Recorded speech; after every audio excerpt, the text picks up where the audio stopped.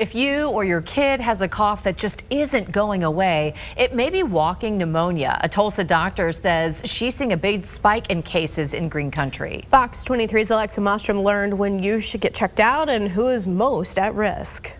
A headache, fever, and cough can all be symptoms of a standard cold, or they could be symptoms of walking pneumonia. A couple of months ago, I noticed, I'm like, what in the world is going on here?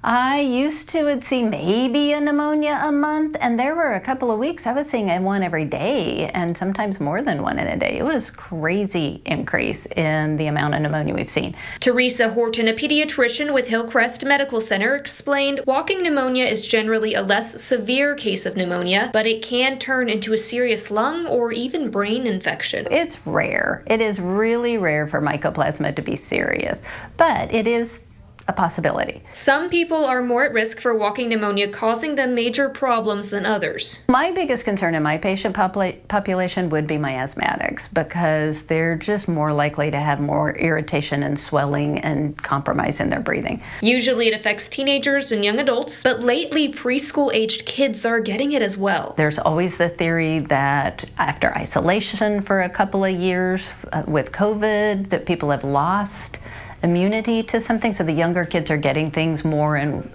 than they wouldn't have before because they didn't get small exposures that help them build the immunity. So when do you need to see a doctor? If you have a cough that's not going away, chest pain or fever, and a big sign is having trouble breathing, when you try to inhale and just can't take a full breath. Dr. Horton says if it is walking pneumonia, antibiotics should take care of it before it gets serious. Covering news that matters, I'm Alexa Mostrom, Fox 23 News.